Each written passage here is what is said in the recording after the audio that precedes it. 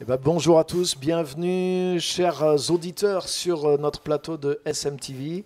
Donc je suis Pierre-Emmanuel, je vous reçois ici à Clermont-Ferrand. Et aujourd'hui, j'ai la joie d'avoir un ami et un invité qui s'appelle Christophe. Bonjour, pasteur. Comment vas-tu, Ça Christophe? va? Ça va? Oui. Ok, super. Donc Christophe est venu, il va nous partager aussi son Mm. histoire, son témoignage, comment il a eu cette rencontre aussi avec Christ, comment sa vie a changé.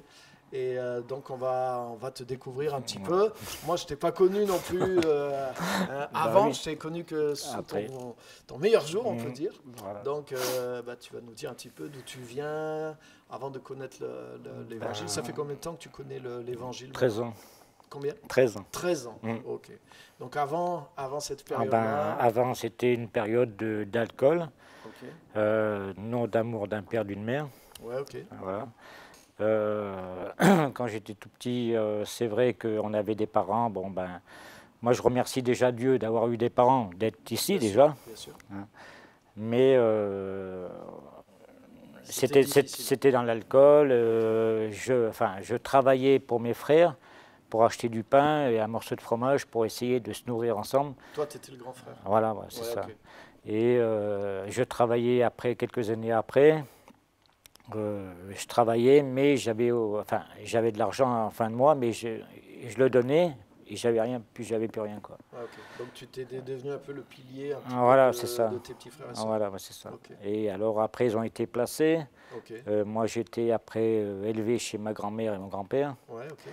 Après, je voulais, après, étant plus vieux, je voulais, enfin, aider les personnes pour me faire aimer, quoi, parce que je pas connaître d'amour d'un père d'une mère, pas connaître le vrai amour, quoi. Ouais. Et je me sentais, enfin, après, je me suis mis dans l'alcool.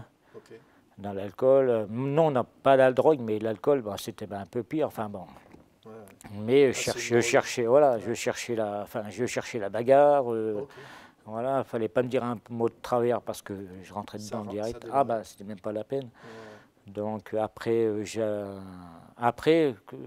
j'ai eu quand même un signe. J'avais quoi, 21, 22 ans. Ok. J'étais en train de faire la vaisselle et tout d'un coup j'avais le souffle qui m'avait coupé. Ok. Et du jour-là, je me suis arrêté de boire. Hmm. Et ça fait plus de 25 ans que je bois plus. Ok. Donc après, j'ai connu, enfin, ma première copine, Ok. et que j'ai eu 2 enfants. Bon, premier enfant, bon, quand j'ai vécu avec elle jusqu'à ma fille qui avait 3 mois, 4 mois. Et après, je suis parti. Mais elle avait reconnu les gamins, mais avant que moi je reconnaisse mes petits. D'accord. Donc après, bon, moi je suis parti parce qu'elle voulait que je m'en aille, elle voulait élever les gamins toute seule. Ok. Et moi, ça m'avait pris la tête. Bon, après, ça fait que mon gamin, moi je l'avais tous les 15 jours. Ouais, ok. Et ça fait que il m'a dit que ma fille, elle a eu un attouchement sexuel avec son oncle. Ok. Et ma fille avait que 3 mois. Ok. Donc il avait fait un attouchement sur ma fille. Bon, bien sûr, moi, pas chrétien, j'ai su ça, j'ai téléphoné aux gendarmes de Commentry, je voulais pratiquement leur foutre sur la tête, quoi. Mhm. Qu'ils ne m'avaient pas averti ni rien, pourtant j'étais de père et moi, on ne m'avait même pas averti. Ok, ok. Et après, bon, moi je ne les vois plus, bon, enfin, mon gars ne me parle pas, ma fille ne me parle pas, mais bon, je sais que Dieu, il n'y a que lui qui peut les toucher, il n'y a que lui qui peut... Enfin, je sais qu'un jour ou l'autre, je les verrai. Mhm. Et après, bon, j'ai connu Ludivine en 2000, Ok. Qui est ta femme aujourd'hui? qui est ma femme aujourd'hui, Ouais. et je suis content de l'avoir parce que c'est vrai qu'elle m'a changé ma vie, Ok. enfin, à l'assistance de Dieu, quoi. Ouais, ouais. Et ça fait que c'était dur, quoi. Enfin, bon, au début, quoi, parce que j'allais voir ma femme de temps en temps, comme ça. Sa mère et son père voulaient pas enfin, voulaient que je vienne, mais voulaient pas que Ludivine habite chez moi parce que, oui, ils me jugeaient, quoi. Ils me jugeaient par rapport à mes parents, ce qui me disaient que je ferais jamais rien, je serais qu'un gros feignant, je serais ci, je serais ça. Et par rapport à ça, bon, comme ils se parlaient bien avec les parents de Ludivine, bien sûr, ils me jugeaient, quoi, sans Ok. savoir de me connaître. Et un jour, j'ai dit à Ludivine, je me rappellerai toujours, c'est le 27 mai 2000, je lui ai dit, tu viens à la maison, puis on ne va pas s'occuper de ce qu'ils vont dire ou pas.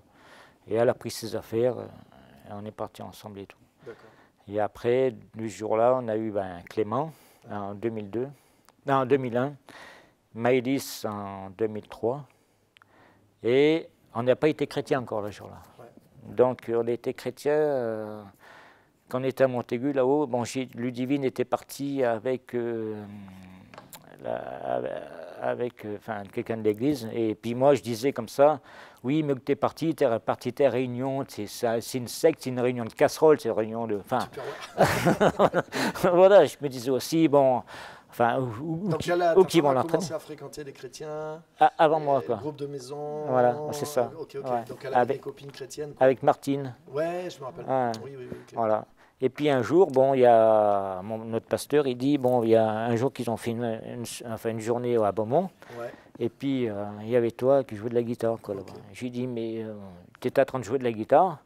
Puis moi, le premier jour que je voyais ça, je dis, qu'est-ce qu'il a à me regarder celui-là? Je dis, qu'est-ce qu'il me fait? Alors, bon, après j'ai suivi des cellules, mais j'ai vraiment vu la main de Dieu, quoi. Okay. Du jour que, moi je me dis, depuis qu'on connaît l'Église, bien sûr, on a eu des naufrages, on a eu ci, on a eu ça, on a eu des épreuves, mais des épreuves, on les surmonte. Et même quand on a des épreuves, on va toujours les surmonter.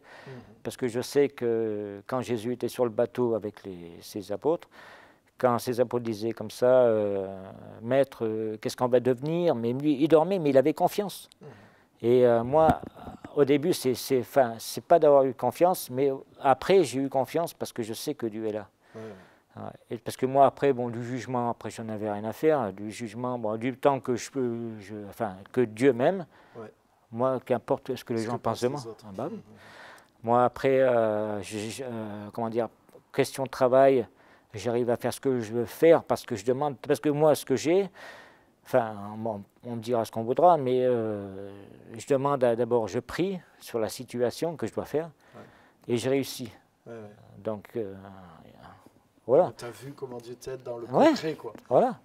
Voilà. Donc, même au début, même avant que je sois chrétien avec ma femme, hein, c'est vrai je me tapais dessus avec ma femme devant les gamins.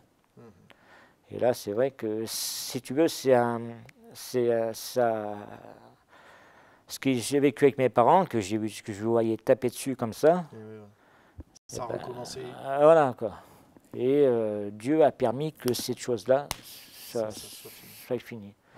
Bien sûr, il y a des jours, on dit, si on n'est pas, comme disait un pasteur, j'ai écouté, mais si on se sentait parfait, si tu es vraiment parfait, tu te faut te tuer tout de suite, tu montes au ciel direct. Oui, personne n'est jamais parfait. Non, bien sûr, on peut, oui, mais tu es parfait en Jésus. Oui, voilà. Dessus, mais moi, je me dis que, ayant Jésus en moi, Jésus en moi, le Père, il voit Jésus, il me voit, mais en Jésus, si tu veux, voilà. Mais c'est vrai que je suis toujours en route, et c'est comme si on était sur une échelle. Chaque barreau est une victoire. Et moi, je sais que mon couple, après, on a eu notre petit, là, Joshua. Et à chaque fois, c'est vrai qu'on y met des louanges, on y met, même que la dernière fois pour la prière, là, mais il regardait ça comme ça, puis cherchait partout. Mais il écoute. Mais moi, je sais que ma famille est sauvée. Je sais que même mes enfants que j'ai, mais ils sont sauvés aussi. Mais moi, je sais que j'ai trouvé notre famille, j'ai trouvé une église, mais pour moi, c'est ma famille. Pas ma famille charnelle, mais ma famille spirituelle. Mais ils m'ont donné un amour que moi, je n'avais jamais reçu. Moi, du moment que j'étais tout gamin jusqu'à l'âge que je suis venu à l'église, je n'ai pas connu de jeunesse. Non. Ma jeunesse, je ne me rappelle pas de ce qui s'est passé avant. Je n'ai pas de mémoire, j'ai rien du tout. Tu n'as pas de souvenir vraiment d'innocence, d'insouciance. Donc c'est depuis que tu as connu l'évangile, en fait, tu as connu le Seigneur. Donc là, tu sais que tu es aimé par Dieu, et puis tu as des frères, des sœurs. Oui. Et puis tu as ta famille maintenant, qui est une famille qui est stable, qui s'épanouit. C'est beau. Merci pour ton témoignage. C'est moi qui te remercie.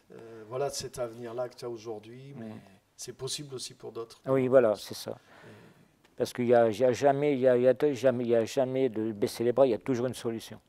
Et cette solution, c'est une clé, c'est cette clé qu'il faut mettre dans la serrure, ouvrir et partir, toujours de l'avant, quoi. Parce qu'il faut jamais se dire qu'on est faible, il ne faut jamais se dire qu'on vaut rien. Si, on vaut quelque chose, pour Dieu, on vaut quelque chose. Mais il faut vouloir le prendre et laisser Dieu agir. Voilà. Wow, super. Merci beaucoup Christophe, merci pour ton histoire, pour ton témoignage, mes amitiés à ton épouse. Merci. Et merci d'avoir été avec nous, merci pour ce témoignage. Et je pense que ça va parler à beaucoup aussi, à beaucoup de situations. On remercie en tout cas Dieu pour ce qu'il a fait dans ta vie. Amen. Et merci d'avoir partagé ton histoire Christophe. Mais il n'y a qu'une personne à remercier, moi je remercie Dieu tous les jours. Ouais, merci beaucoup.